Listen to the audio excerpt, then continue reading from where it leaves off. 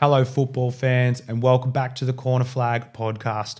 If you haven't already, make sure you check out the warm-up with today's interview, Catherine Cannuli, available on Spotify and YouTube. Today, we dive into the home leg as we start to talk about Catherine Cannuli's earliest memories and her progression of football career and some of the things that happen afterwards as well. So please make sure you're doing all those things, like, follow, subscribe on YouTube, Spotify, Instagram, and sharing our posts. It really does give us a hand.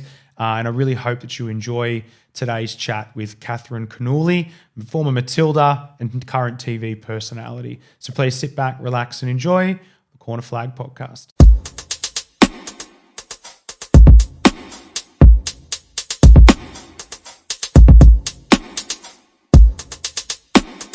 All right, welcome, Catherine Cannuli, former Matilda, and I love saying this, TV personality. I do love seeing you on the telly. So really excited to get into your story here on the home leg. So I've got a few questions. I'm going to go right back to the start, if that's okay. I was wondering if you could tell me your earliest memories of football. Probably when my dad would sneak me out of the house to go to training at the backfields of Marconi with the boys team. I wasn't playing in that team at that point. I was just going down and training and just kicking the balls around with the younger boys there, but also hanging around at the club on those backfields, wherever we could get a bit of space with a ball. And so many of those guys that we still, friends with now, and, life goes full circle in football, as you know, and they're just probably the greatest memories, just being able to kick the ball with mates and have no worries in the world. Yeah. And as you mentioned, like at Marconi, it was your first club. How did you get involved with, I suppose, organised football as a kid? It was basically, I was begging to play for years and been of Italian heritage and growing up around the club and being there and wanting to be. I thought that I was going to play in the NSL for the men's team. Yeah. When I was young, I had no idea what the processes were. Mm-hmm. And it was just being around that club and having that Italian background that, with people, and I went and trialled for the team. Eventually it was the under 11s boys team, and then I made it. So that was your first formal team environment? It was under 11s? Under 11s boys. Yeah. Yeah, so I was playing in an all-age women's team just as sort of a muck around, sort of not really organised or structured football. Mm-hmm. It was more like just get some girls together. I was super young and they were pretty much all-age women, and I had a few kickabouts with them, but organised competition wasn't until under 11s at Marconi, and I was the first girl ever to play in a boys team. So breaking down barriers from a younger age was quite tough, especially being at a club like Marconi, especially back in those days. It was a powerhouse club when it came to football. Everyone wanted to play for that club and be part of it and get that tracksuit. Yeah. So it was really, really tough. And did you play like minis, like 5s, 6s, 7s, 8s? Nothing. Nothing. And just straight into under 11? Like that's mad. That's amazing. Is. And my next question was, I suppose, were there many options for girls at that age, I suppose, to play at a high level? Like you said, you were the first girl to play in that team with boys. What other options were there for you, I suppose, at that time? There weren't many. When it came to female football. There was definitely no female-only teams at that age. And when I went into the under-11s and I played under-12s as well, and then it came to under-13s, and the president of the time of Southern Districts Football Association, Larry Grant, said that because I was female, I couldn't go on and play with the 13s boys, that I had to go to women's now. And we were sort of like in a bit of a hard spot because I was turning 13 and the next jump for me was all-age women. So I basically went from under-12s boys into Marconi women's senior team as a 13-year-old, which was ludicrous, and it was a huge jump. But that was just the norm back then. So there was no youth women's football, like no stepping stones? Nothing. Wow. What an absolute change. So when you were the under-11s at Marconi, was that rep footy or was that Southern Districts Association sort of? No, youth league. Yeah, so that was rep, youth league. yeah. Yep.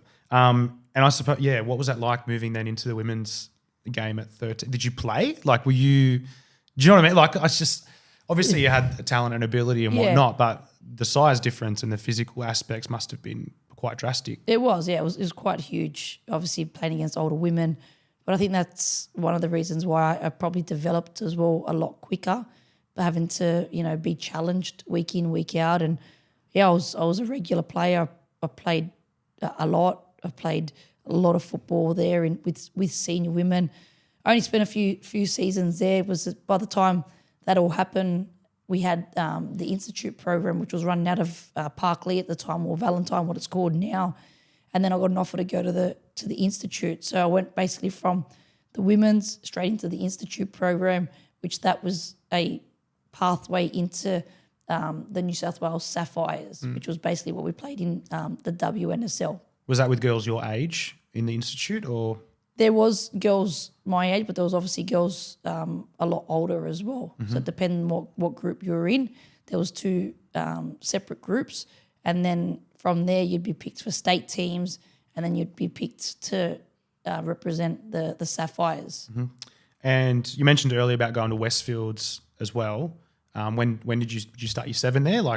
So around that same sort of time, 12, 13? Yeah. Yeah. So I started at Westfields, so it all happened quite quickly. It's like, okay, you're trialing for Westfields, getting into Westfields, going to the Institute, a lot of travel, a lot of sacrifices, and this was way before the M7 and it was around. So trying to get from the back of the Crossroads all the way back to Parkley, those days would take over an hour. You'd be like home from school, pack the bags, carpool with a couple of players, pack your food, pack your homework, get going because you're going basically for the night training, and then come home late and get up and do it all again the next day. And who was doing most of that travel with you?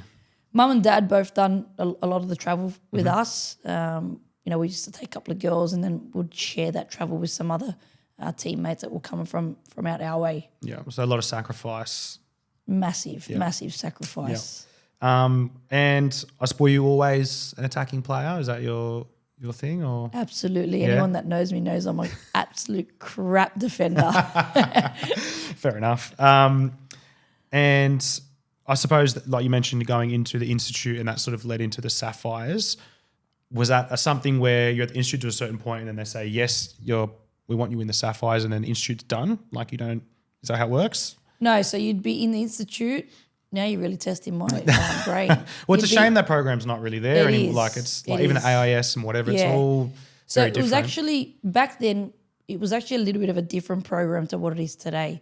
Back then it was actually the New South Wales Institute of Sport. So it was actually called NSWIS. Yep. It wasn't called Institute. So the NSWIS program, which was backed by the Institute of Sport, was a program that was fully funded, which I thought was brilliant, because as a footballer or as a parent, you don't have to worry about the funding and the costs around playing football. And it was a program that if you were the best of the best in the state, you would be at NSWIS. You'd be in that program. And the most amazing thing was that we had fantastic coaches. We had fantastic facilities.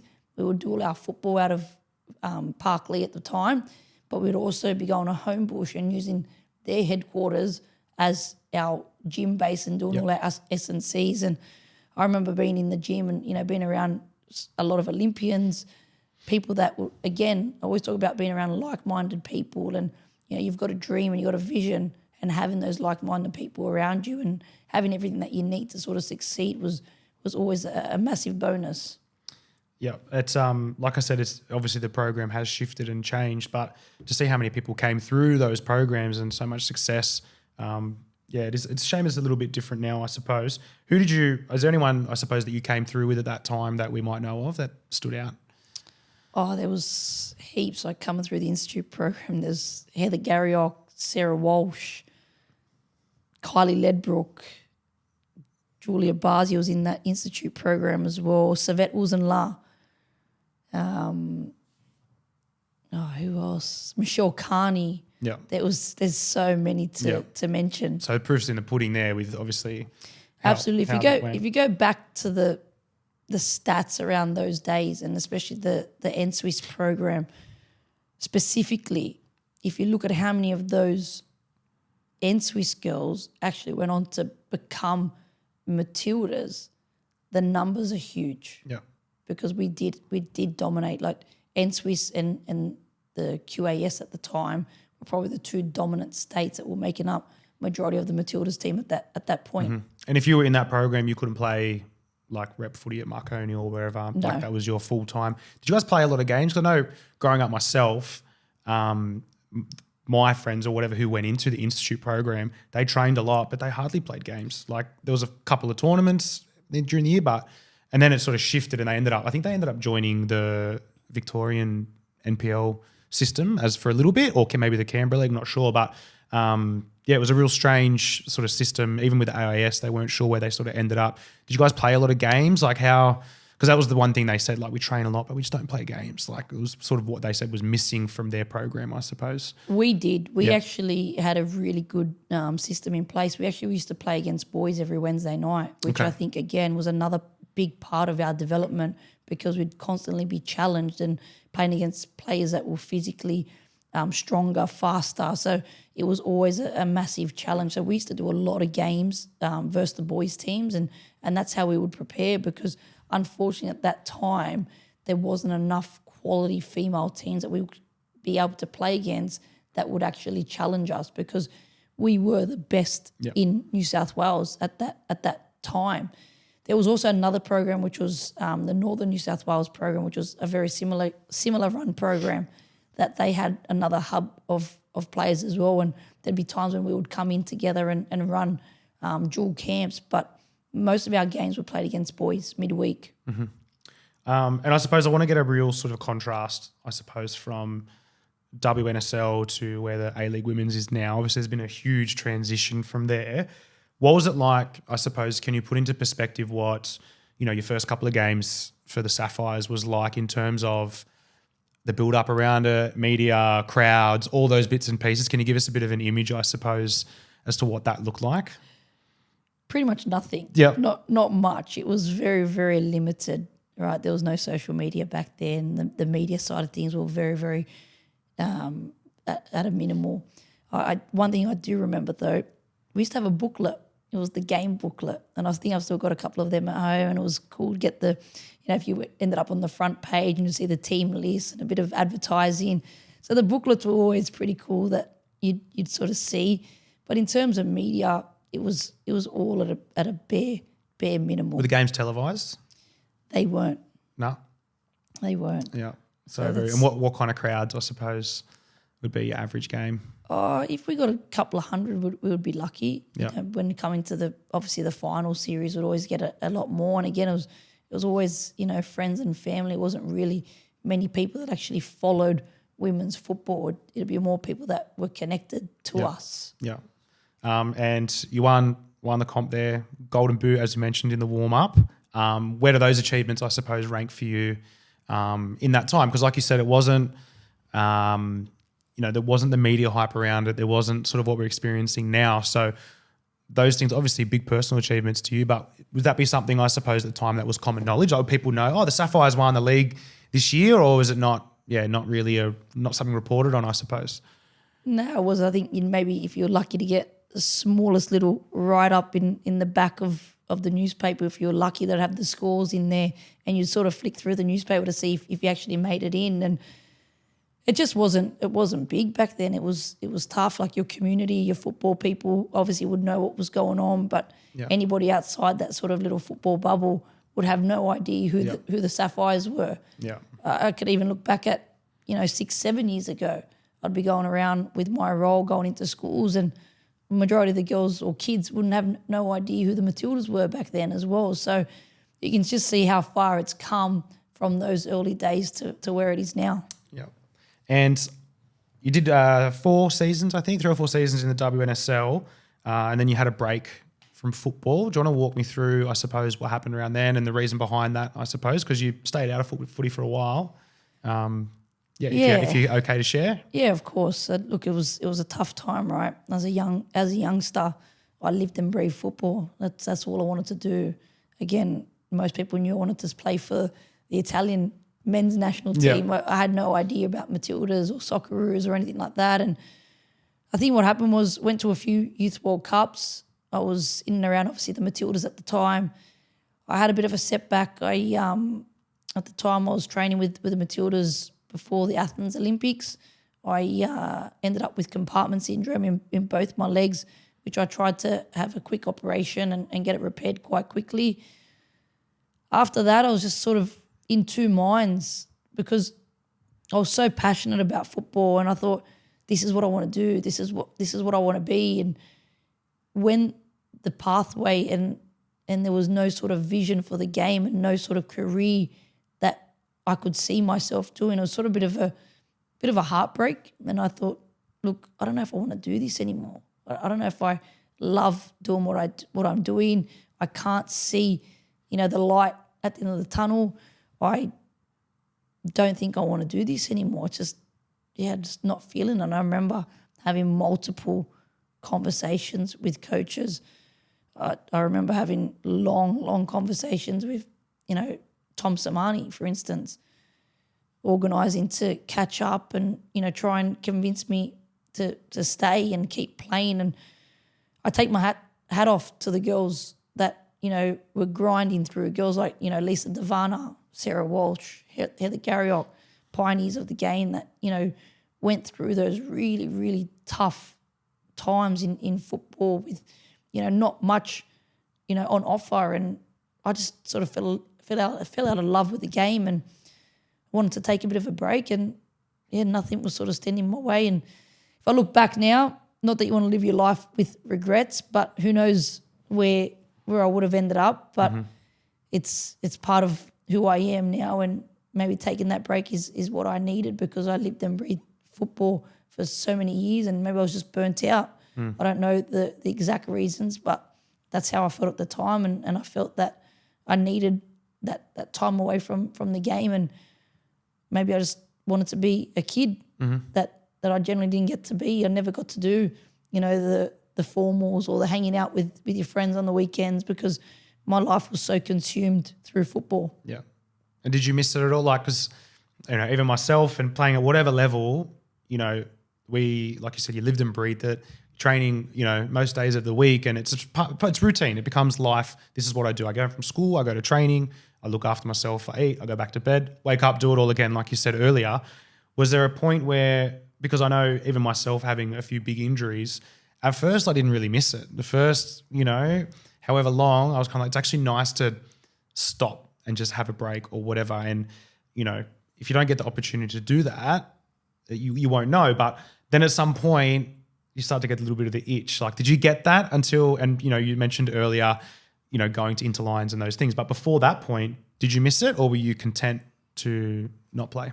In the beginning, I think I was just content. I was happy just to have a break and just sort of, take that pressure off and sort of just take a step back and, really try and find myself and where I wanted to go and what I wanted to do in life. And I was sort of in that bit of that 50-50 stage of, where do I even want to go? Like, the only thing that I sort of knew was football. That's all I had in my whole life. I was always looked at as a footballer. So the first part was really good. Like, you sort of stopped, you reflected.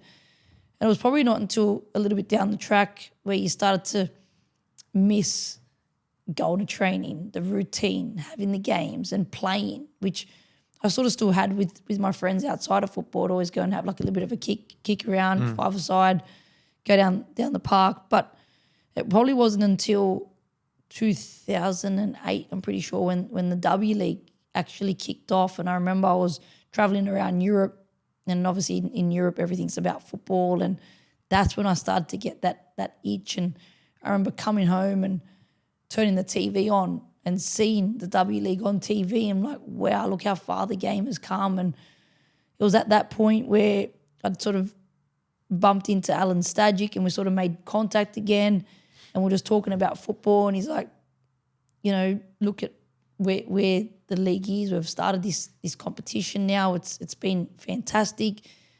And it wasn't really until that I sort of said, okay, maybe I can go back. Maybe I'll give it another crack. And Staj basically said, 5 o'clock I think it was 5 or 5:30 start at Homebush. In the morning? Come down. Yeah. Tomorrow morning, 5:30, be there for training. He goes, I'll see you down there. And I was like, I went home, thought about it. I'm like, what am I going to do? And I was like, you know what? That's early. Yeah, I was like 5:30 training. Wow, Yeah. Jesus, that's a tough one. So I packed my bag, set my alarm, and ended up at training. And when I jumped on the pitch, I'll never forget. We're at Homebush.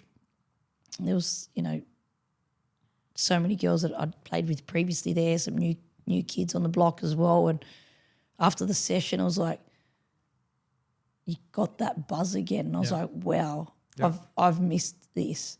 I was sore as. Yeah, I bet. I was so tired. I was exhausted and I was smashed.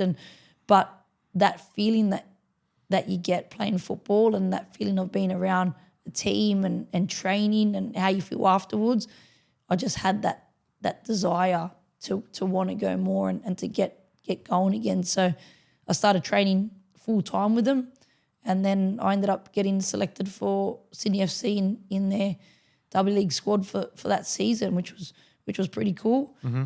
And that's where it all kicked off again for me. You've answered like 8 of my questions in a row there, so thank you. How did you find out? Like, did he just pull you aside and say you're in the squad, or was it a text, a phone call? What's that process, I suppose, for all the amateur sports people out there who don't get professional contracts, or what it was at the time? How did that process come about? For Stad, I was just more of, just communicating and talking about how I was feeling. And, he was there when I decided to step away from the game as well. And that was obviously a tough conversation back then to, tell people that put so much time and effort into you and your career to say, I'm just going to throw it away. So it was just more of a conversation around, is this what you want to do? Are you, serious about committing? Because, the commitment and everything that goes around playing at that level is obviously huge. Mm-hmm. It's, 4 or 5 nights a week training plus your game. If you have your day off, you're lucky. So it was just more around, is this something that you want to do? You've been training here with us for a couple of months. And I was like, well, it is now. It's something that I sort of want to set my mind up to sort of get back into it and get myself back on the pitch. And it was tough. The first season was really tough because getting your body adjusted back to playing at that level was really hard, because even though it was only, a few years off, the game had evolved so much. So the physical and, the way the game was a lot quicker. So my body had to adjust to it. And it was always a really difficult situation trying to get myself back into the team. So once you do get that buzz and that itch again, you want to play more and you want to get on the pitch. So you're trying your hardest. So you're pushing yourself to different limits. So my body did break down a fair bit that season because I was trying to push myself to those limits and my body wasn't used to it. But it was the best decision I've ever made, because I probably wouldn't be sitting here today talking on this podcast about football if I didn't decide to go back and play that season. Yeah. And that was my next question. If you did get injured, during that time, because, they say for as long as you're out, it can take twice as long to get back to where you were, sort of thing. So, yeah, to go through. And were they training every day? They were. Pretty much we're having like one day off a week if we're lucky. To go from not a lot, because what we at Inter, how long we training twice a week kind of thing. If you're lucky. It's a bit of a kickabout, So, yeah, your body to adjust. And a few of the other guests I've had on the pod said there's been so many players, great players, really good players who couldn't handle that training every day and staying at the top every day. And, NPL level and whatever, it's 2-3 nights a week. It's okay. It's easy to get up for 2 nights a week of training, physically, mentally, whatever. But if you go on every day, plus, you're training at 5:30 in the morning, like that takes discipline as well. That takes a lot of application. So for you to be able to do that and to come back from not playing is a real testament, I suppose, to you and the kind of person you are, and obviously the things that your parents have instilled in you and whatnot. So well done. Thank you. On that. Like that's a big achievement, even getting back, let alone to then and we'll go on to more about your career. But that's a really big achievement. So you should be really proud of that. What was it like, I suppose, then we spoke about the WNSL, those first, season or two of the W at the time, the W League. What was that like in terms of media and crowds and all those things? There was a bit more hype around the W League, because we hadn't had a competition for many years, and the W League was a huge step in, women's football and getting these teams together. And at the time, there was obviously teams that were connected to, whether it was state bodies or whether it was an actual club in the A League at the time. But there was a massive hype around the W League, and there was better crowds. Obviously, at the time, ABC had also taken it up, so it was on TV, which was huge. At least people could still watch games and hear about what was going on. Still not obviously where it is today, but there was some hype in the media around the game. Not to obviously where we wanted it, but there was some there. And did your life change at all? Like, did people start recognizing you or noticing you or anything like that? Like, was there changes in your personal life on that side? Not really. I think it was still very unknown. Obviously, being on the ABC, I think at that point they weren't even covering every game. I think it was only certain games that were being covered. I think still women's football was still, a very quiet achiever. Not many people were still, again, it was more around the people that were in and around the football circles that would be coming out, but there was different fan bases other than just your family and friends and cousins that you'd get to come down to the game, which was pretty cool as well. And you guys wouldn't play usually, like, you're in different stadiums, hey, like you play in Campbelltown Stadium or wherever else. Like, you didn't use the same stadium as the A-League players, is that right? Never back then. At that point, would be playing at more like smaller boutique stadiums. I remember, I think one of the finals, was out of Shark Park, I think it was. So we'd just play at smaller stadiums. Obviously, costs back then were tough to sort of, get into those big stadiums. They couldn't spend the money in hiring the stadiums and getting what they needed, which was quite tough. So, it was a bit of a struggle in the first few years, especially until the A-League clubs started to come in and actually start to affiliate themselves with the W League team. But still a big improvement from the WNSL to that point, would you say? Yeah, for sure. Yeah. Especially being televised, I think that was always a huge thing as well. Yeah. Okay, so Sydney for 2 seasons, is that right? And then, as you mentioned earlier, Stadge said can't give you the minutes that you need. Yeah. How did the Brisbane move come about? It was basically a conversation with Jeff Hopkins at the time. He's the current Melbourne Victory coach at the moment, and they were keen on signing me up. I got a brother that lives in Queensland, so it was a no-brainer in terms of financially. At least I had somewhere to live because the wages aren't huge back then. But I had somewhere to live, I had somewhere to stay, I had a car to be able to get me to and from training, and I think if it was the next best thing to Sydney, Brisbane was. They were the next most, or just as professional as the N-Swiss program back then, because they were affiliated with the QAS and the program was pretty much exactly the same, where you're training full time, you're in gym. If you're not, you get, you're lucky to have your one day off. And to be honest, it was a really good move for me because I could go there and purely concentrate just on football and not worry about working or anything. I decided to take that one season for myself and just purely concentrate on the football side of things. So 1 season at Brisbane, and you mentioned earlier that the Wanderers were being formed at this time. How did that conversation come about getting, I'd say back home, even though they weren't around, I suppose, growing up, but how did that go from, I'm at Brisbane, and then who got in touch with you, and what was the chat like, I suppose? Yeah, I think it was. I'm pretty sure it was Les Murray that was one of the key drivers around, the Wanderers, and obviously there was Lyle Gorman at the time, who was the chairman that was put in place of the Western Sydney Wanderers, and getting the team together. And I was one of the first ones that was called to say, okay, we've got to put this team together. We've got to get a girls team up and running. If we're going to start this club, we're going to start it off right and have a men's and a women's team. And I just remember getting that phone call and just being bought in straight away. I felt that connection. It sort of reminded me back to, my roots at Marconi and having that desire to play for a team that meant something to me. And I think all the values and all the conversations that we had around the Western Sydney Wanderers and what it meant. And because we built it from the ground up, from the very beginning, I think that's why it was even more special to me to be part of that. And I think also reflecting now, it shows that seeing that we could actually build something for young girls of the Western Sydney area to have somewhere that they can call home and have a team that they're proud of. Yeah.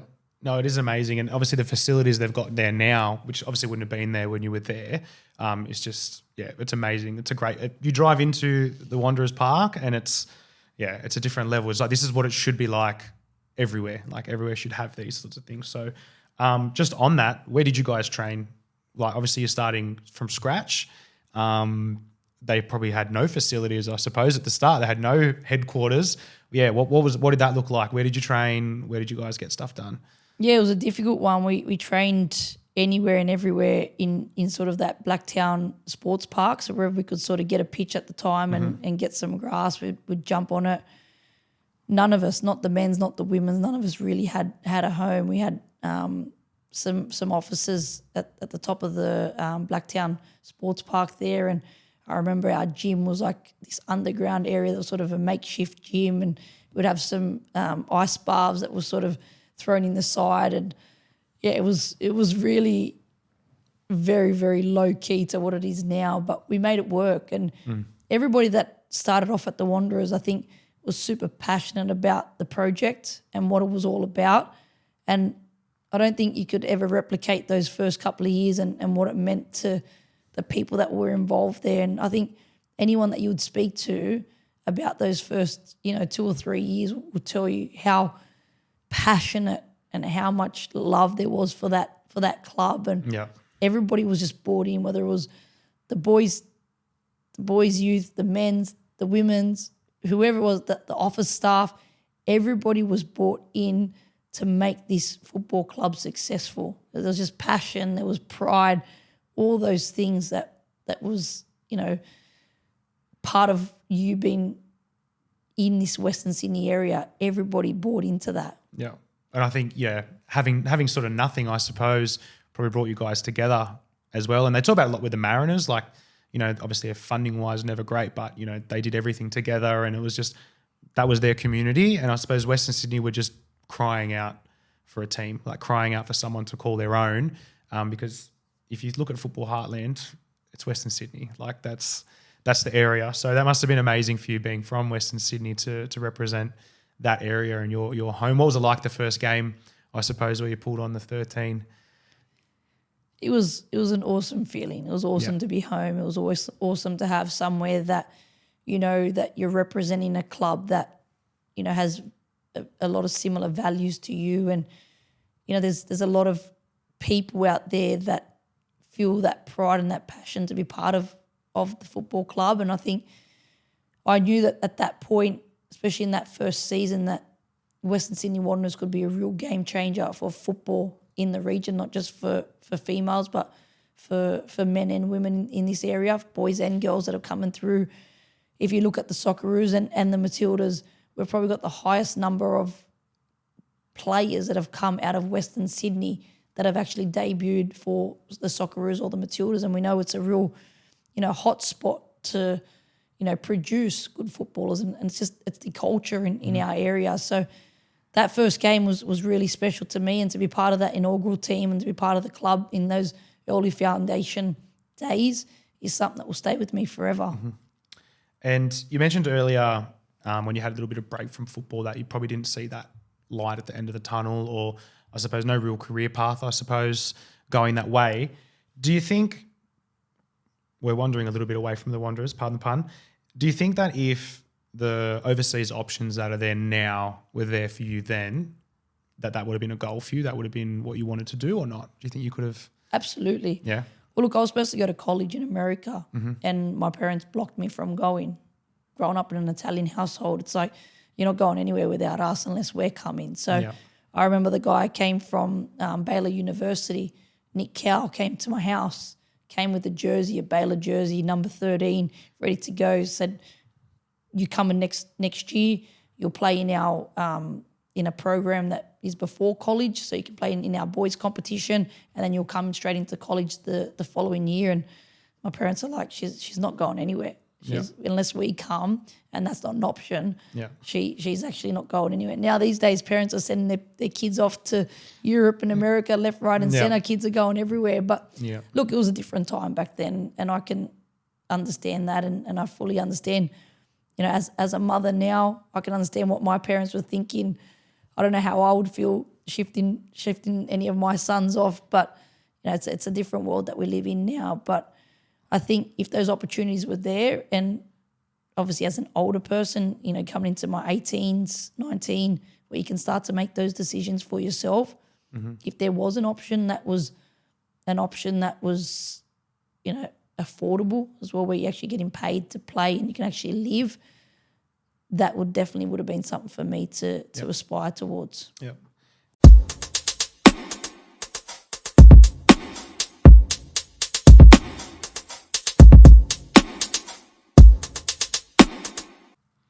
There you have it, football fans. The home leg with Catherine Cannuli is done and dusted. Make sure you keep your eyes peeled for the away leg, which will be dropping very soon. And as always, happy to have any feedback. Please make sure you follow, like, subscribe, and do all those things on Instagram, YouTube, and Spotify. It is greatly appreciated. As always, thank you so much for choosing to score some goals with us here. And remember to celebrate with the corner flag.